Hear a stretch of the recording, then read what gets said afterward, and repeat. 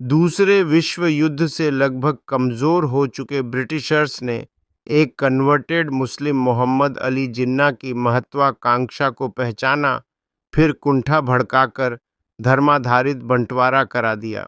सच तो ये है कि विभाजन के बाद से ही पाकिस्तान राष्ट्र के रूप में विकसित होने की प्रक्रिया से वंचित रहा है। इस देश के नेता और अधिकांश नागरिक अति महत्वाकांक्षी और जज्बाती हैं। अति महत्वाकांक्षा और जज्बाती देश ने रंग और भाषा के आधार पर अपने ही एक भाग को अपमानित करके प्रताड़ित कर दिया। परिणाम आप जानते ही हैं कि 1971 में पूर्वी पाकिस्तान टूटकर बांग्लादेश बन गया।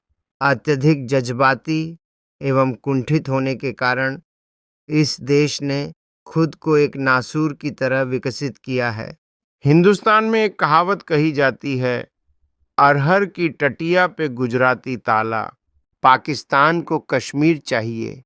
अब आप सोचिए, जिस देश के पास खाने के लिए अनाज नहीं, पीने के लिए साफ पानी नहीं, लड़ने के लिए भाड़े के आतंकी हैं, और तो और इस देश का जीवन एवं स्वास्थ्य संबंधी आंकड़े बेहद नेगेटिव है।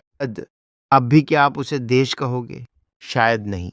कश्मीर को अपना बनाने की कोशिश पाकिस्तान निरंतर करता है।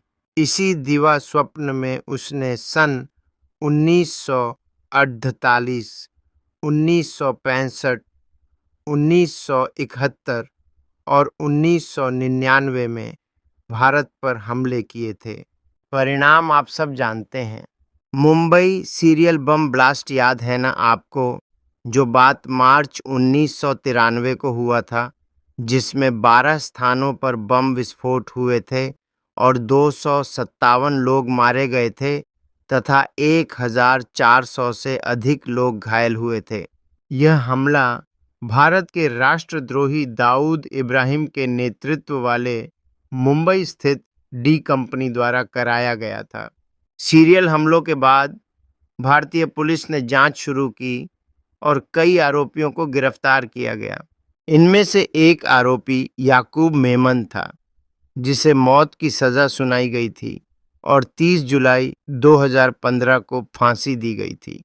भारत में होने वाले प्रत्येक हमले पाकिस्तान के इसी द्वारा प्रायोजित हमले होते हैं। भारतीय संसद भवन पर 13 दिसंबर 2001 हुए हमले में भी लश्कर-ए-तैयबा और जैश-ए-मोहम्मद नामक आतंकवादी संगठन शामिल थे। भारत के अंदर रह रहे स्लीपर सेल्स की भी अहम भूमिका थी। इस हमले में कुल 14 लोगों की जानें गई थी।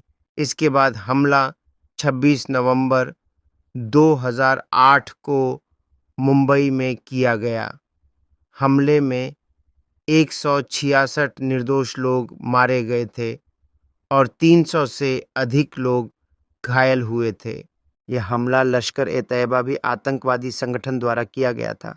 हमले में आतंकवादियों ने मुंबई के कई स्थानों पर हमला किया, जिनमें Taj hotel, Oberoi hotel, Chhatrapati Shivaji terminus railway station और नरीमन हाउस शामिल थे। इस हमले के दृश्यों का सीधा प्रसारण करके भारतीय मीडिया चैनलों ने अति उत्साह में आकर बहुत बड़ी गलती की थी। चैनल्स द्वारा की गई लाइव स्ट्रीमिंग देखकर आईएसआई तथा पाकिस्तान में बैठे मास्टरमाइंड आकाओं द्वारा सैटेलाइट फ़ोन पर कमांड दी थी। भारतीय सुरक्षा बलों ने इस हमले के बाद आतंकवादियों के खिलाफ अभियान चलाया और कई आतंकवादियों को मार गिराया। हमले में शामिल जिंदा पकड़े गए एकमात्र आतंकवादी अजमल कसाब के ट्रायल से सब कुछ स्पष्ट हो गया। पाकिस्तानी की छद्म सेना ने बीते 20 सालों में 18 सितंबर 2016 को जम्मू और कश्मीर के उरी सेक्टर में एलओसी के एक सैन्य अड्डे पर हमला किया था, जिसमें 16 जवान शहीद हो गए। सैन्य बलों की कार्यवाही में सभी 4 आतंकी मारे गए। इस पर एक फिल्म भी बनी थी। इसके जवाब में भारत ने एक सर्जिकल स्ट्राइक की थी। सर्जिकल स्ट्राइक में 28 आतंकियों को मारा गया। इस मिशन में पाकिस्तानी सेना के 2 जवान भी मारे गए। बारूदी सुरंग की चपेट में आने से 2 भारतीय जवान जख्मी हुए। लेकिन पूरे मिशन में किसी की भारतीय सैनिक की मौत नहीं हुई थी। फिर एक बार 14 फरवरी 2019 को जम्मू कश्मीर के पुलवामा जिले में हुआ यह हमला एक आत्मघाती आतंकवादी ने किया था, जिसने विस्फोटकों से भरी एसयूवी कार सीआरपीएफ के काफिले से टकरा दी थी। पाकिस्तान आर्मी के एक बड़े अफसर ने बालाकोट हमले में 200 से अधिक आतंकियों एवं उनके ट्रेनर्स के मारे जाने की बात स्वीकार की है। फिर भी कुछ मक्कार भारतीय इस सर्जिकल स्ट्राइक पर सवाल भी किए थे। नासूर पाकिस्तान की वायु सेना ने 27 फरवरी को भारत की सीमा में घुसने की कोशिश की, लेकिन भारतीय वायु सेना ने उन्हें खदेड़ दिया। इस दौरान भारत का एक मिग-21 विमान पाकिस्तानी इलाके में गिर गया, जिसमें पायलट अभिनंदन वर्धमान को पाकिस्तानी सेना ने पकड़ लिया था। हालांकि भारत के और विश्व के दबाव में पाकिस्तान ने अभिनंदन वर्धमान को रिहा कर दिया। एक और प्रति व्यक्ति क्रय शक्ति के संदर्भ से पाकिस्तान की अर्थव्यवस्था 25वें स्थान पर है। व्यक्तिगत सकल घरेलू उत्पाद की दृष्टि से यह विश्व की 198वें अर्थव्यवस्था है।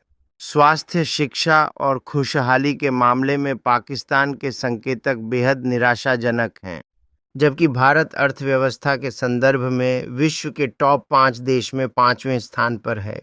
कहाँ राजा भोज, कहाँ गंगू तेली वाली कहावत आपको याद ही होगी। पाकिस्तान में इन दिनों वहाँ के युवाओं में भारत की प्रगति को देखते हुए बेचैनी बढ़ गई है। सोशल मीडिया और यूट्यूब चैनल पर पाकिस्तान क्रिएटर अपने देश की बदहाली का सरेआम खुलासा करते हैं। Girish Bilor official podcast channel red cross society का समर्थक है। आप भी अपने स्तर पर रेड क्रॉस सोसाइटी का सहयोग कीजिए।